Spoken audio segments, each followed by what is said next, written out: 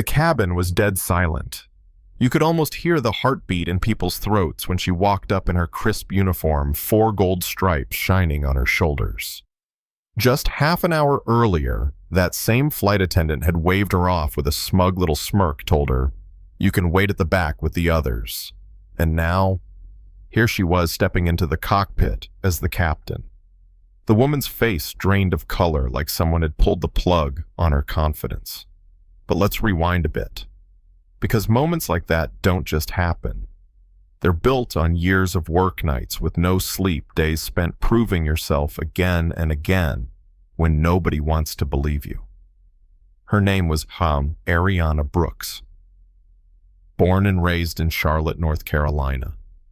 While most kids plastered their bedroom walls with posters of singers or basketball players, Ariana's were covered in airplane schematics and faded photos of black aviation pioneers.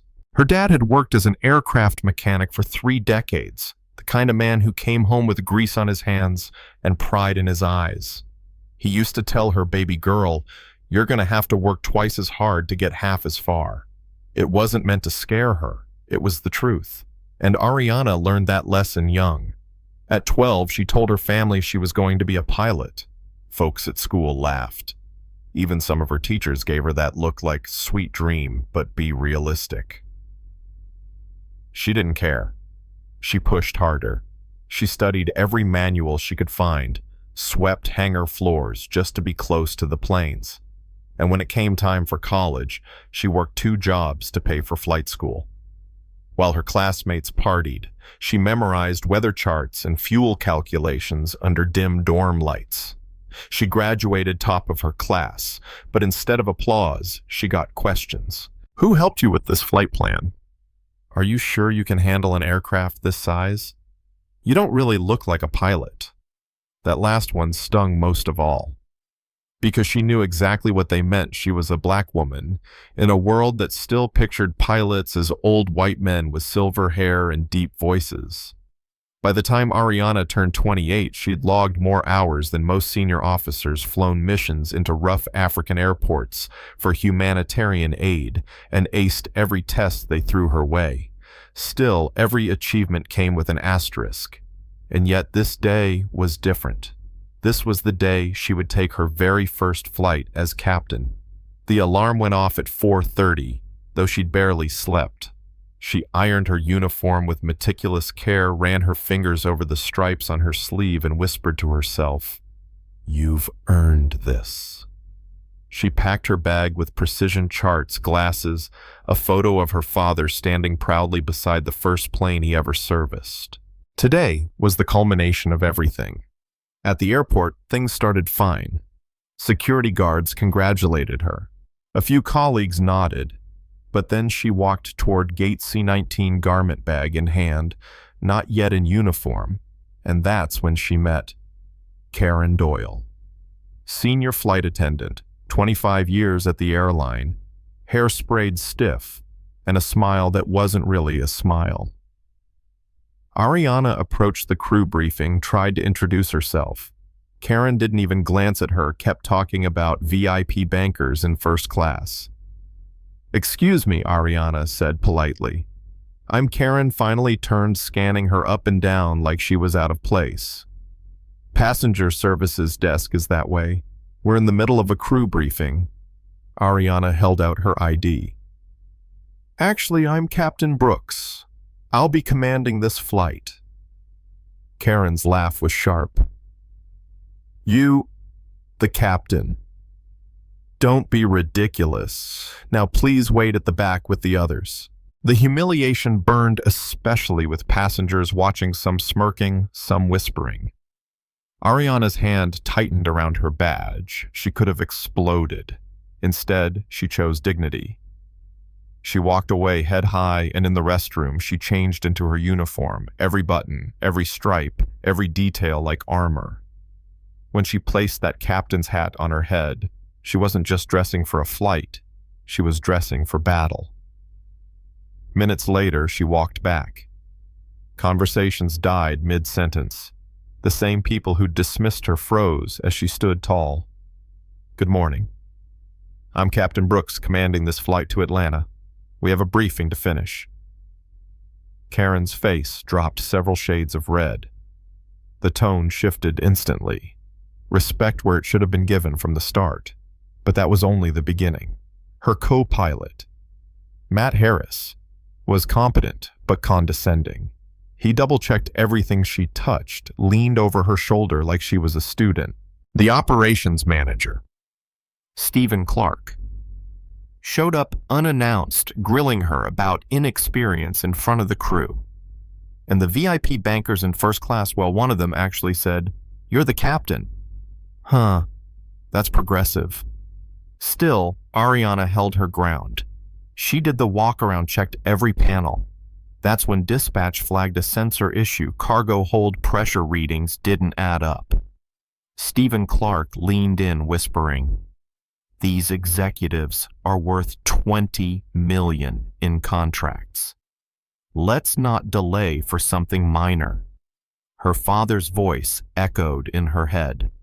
"Never let anyone rush you on safety." So Ariana made the call. Full inspection. That decision set off fireworks. Passengers groaned. Executives barked threats. Karen muttered loudly.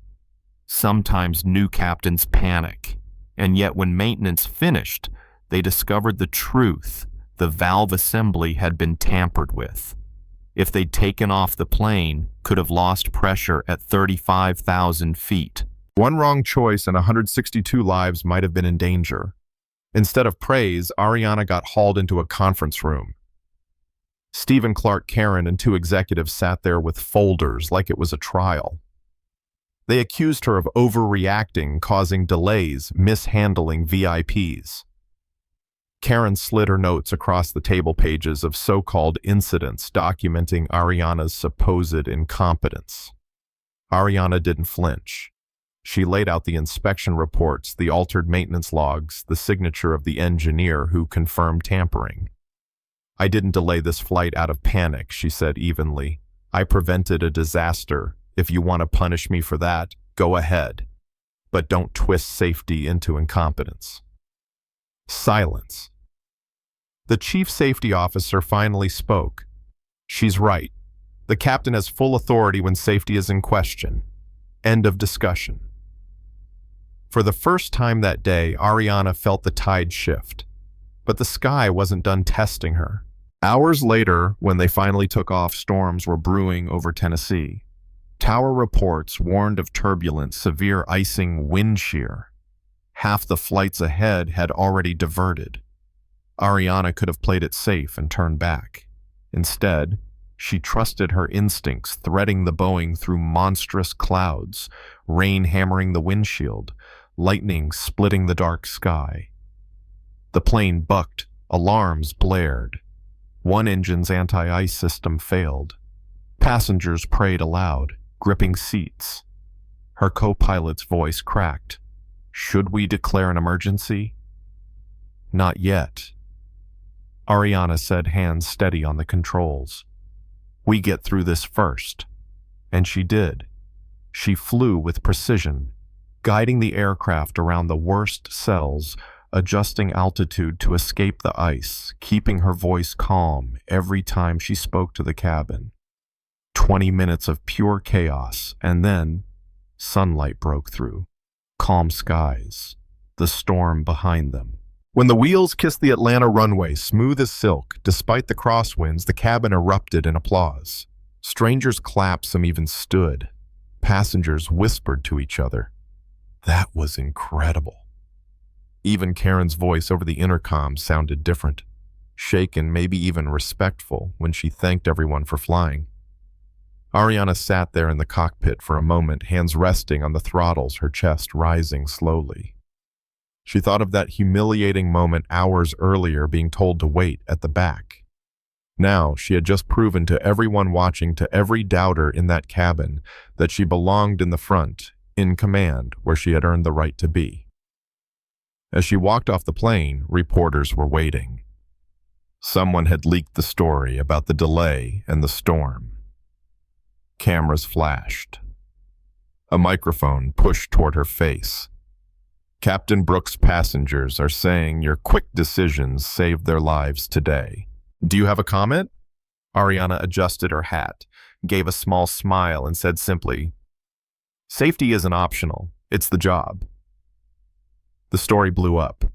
What Karen and Stephen tried to twist into failure became a headline about heroism, competence, and grit. But here's the thing, Ariana's battle isn't just hers. It's the story of anyone who's been doubted, dismissed, or told to stand at the back because they didn't look the part. She proved them wrong not by yelling louder, but by being better, by standing firm when it mattered most. So let me ask you, have you ever been in Ariana's shoes? Ever had someone underestimate you only for you to turn the tables and show them exactly who you are? Drop your story in the comments. And tell me, this was Karen just old school and stubborn, or was she deliberately trying to sabotage a colleague? Was Stephen protecting the company, or protecting his own ego? Hit that like button if you think competence should always come before prejudice, and subscribe if you want more stories that challenge the way we see power, justice, and respect. Because one thing's for sure, Ariana Brooks will never be told to wait at the back again.